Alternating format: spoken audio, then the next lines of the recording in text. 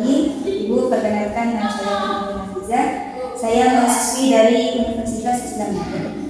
Saat ini saya ingin memenuhi tugas mata kuliah dan ingin melakukan wawancara dengan beliau Ibu Nurhalimah SPI terkait perspektif sosial budaya dan teori budaya dalam pendidikan. Oleh karena itu, saya mohon kesediaannya untuk menjawab beberapa pertanyaan yang telah saya siapkan. Ya. Baik Ibu, pertanyaan pertama, bagaimana Ibu melihat keberagaman sosial dan budaya di lingkungan sekolah ini? Lingkungan sekolah yang majemuk, perbedaan suku. Di sini ada suku Jawa dan Madura, dan juga bahasanya bahasa Madura dan bahasa Jawa, mengajarkan siswa untuk menghormati perbedaan tanpa membeda-bedakan latar belakang mereka. Mereka jadi tahu bahwa setiap orang itu unik dan tidak harus sama, namun masih usia MI, mereka kadang belum sepenuhnya memahami arti perbedaan tersebut. Oleh karena itu, guru memiliki peran penting untuk membimbing siswa agar bisa saling menghargai, tidak mengejek teman, dan mampu bekerja sama dengan siapa saja tanpa memilih-milih. Baik Bu, pertanyaan kedua, apa saja bentuk perbedaan latar belakang siswa yang paling terlihat di kelas? Perbedaan latar belakang siswa adalah hal yang wajar dalam kelas, mencakup keberagaman keluarga, sosial, budaya, hingga tingkat kemampuan individu siswa. Selain itu, perbedaan juga terlihat dari sikap dan kebiasaan. Misalnya, ada siswa yang lebih aktif dan sering bertanya, tetapi ada juga siswa yang pendiam dan malu untuk bertanya. Ada siswa yang cepat memahami pelajaran, sementara yang lain membutuhkan penjelasan lebih pelan dan berulang. Latar belakang keluarga juga mempengaruhi seperti dukungan orang tua dalam belajar di rumah.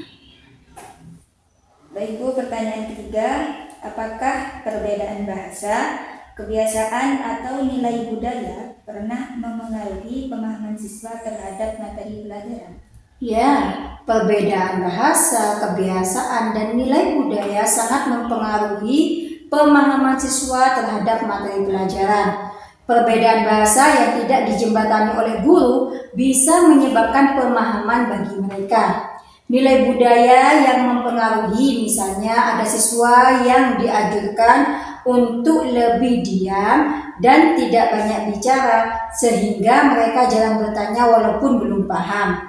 Hal ini membuat guru harus lebih peka untuk melihat kondisi setiap siswa. Pertanyaan keempat, bagaimana guru mengatasi konflik yang disebabkan oleh perbedaan budaya?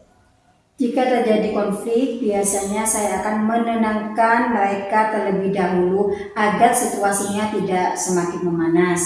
Setelah itu, saya mengajak mereka untuk berbicara secara baik-baik dan mendengarkan kedua belah pihak. Saya menjelaskan bahwa setiap orang memiliki latar belakang yang berbeda dan itu harus dihargai. Saya juga memberikan contoh sikap yang baik seperti saling meminta maaf dan memaafkan. Dengan cara ini, siswa perlahan belajar untuk memahami dan menerima perbedaan. Baik Bu, pertanyaan kelima, apakah Ibu mengenal atau menerapkan teori pembelajaran berbasis budaya? Ya, saya mengenali dan memahami teori pembelajaran berbasis budaya atau culturally based learning sebagai pendekatan yang mengintegrasikan unsur-unsur budaya lokal ke dalam proses pendidikan.